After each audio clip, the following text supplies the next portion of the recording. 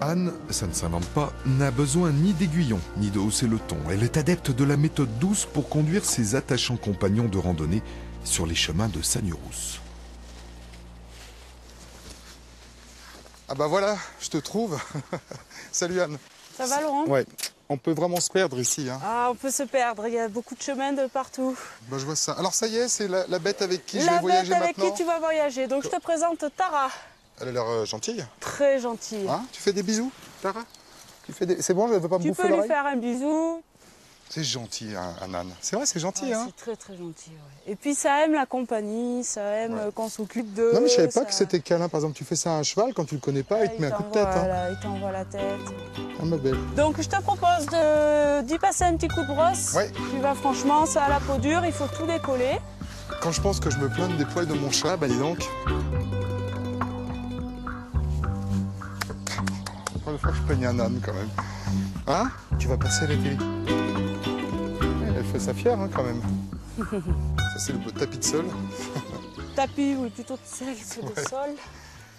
Dis donc, c'est quand même assez technique hein, de battre un âne comme ça. Alors Stevenson, qui n'avait pas l'habitude, raconte dans son livre que ça s'est franchement pas bien passé avec Modestine. Au début, ça m'étonne qu'à moitié. Voilà, il avait une centaine de kilos sur le dos. Enfin, Modestine avait une centaine de kilos sur le dos. Ouais, la pauvre. Et du coup, c'est vrai que quand ils sont pas habitués, eh ben, il faut y aller un peu progressivement aussi. Hein. Ouais. Et ça fait 100 kilos, ça fait beaucoup d'un coup. C'est Tara, hein, c'est ça? Tara, c'est ça. On va être copains tous les deux, je sens. Quand il y a trop de neige, ça fait des croûtes sous les pieds en fait. Ils sont gênés dans l'équilibre pour avancer. Évidemment, sur des chemins plats comme ça, c'est parfait pour l'âne. Et quand c'est plus escarpé, il s'en sort bien aussi. Ah, ils s'en sortent très très bien, même mieux que des chevaux. On est même à dire, tu vois l'expression, qu'ils ont des yeux au bout des sabots. Sinon, c'est... Ici, Anne, on est dans le Gévaudan, sur le plateau de la Margeride, qui est d'ailleurs géologiquement un des plus vieux massifs montagneux de France, hein, avec les Vosges et l'Armorique, c'est ça? Ouais. Mais quand on dit Gévaudan, on ne pense pas à ça, on pense à la bête du Gévaudan qui a sévi dans la région une centaine d'années avant l'arrivée de Stevenson.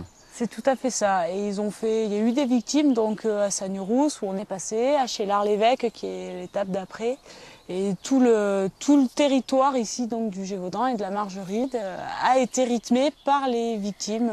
Et donc Stevenson connaissait cette histoire parce qu'il en parle dans son livre.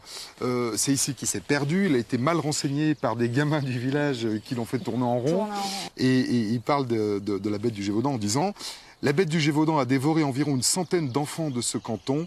Elle commençait à me devenir sympathique. » Tellement qu'il était énervé. Il était énervé, voilà, après les indications qu'on lui a données et du coup qui s'est perdu, ça l'a fortement énervé. Je peux le comprendre, surtout quand tu arrives le soir, il fait pas très très beau, que tu as envie d'arriver, tu as marché toute la journée, tu as mal aux pieds, enfin voilà.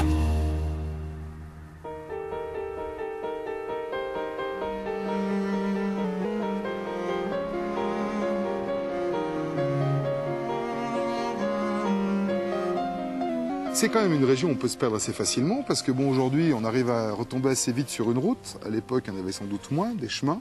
Il n'y a pas beaucoup de points de repère parce qu'on est à 1000-1200 mètres en permanence.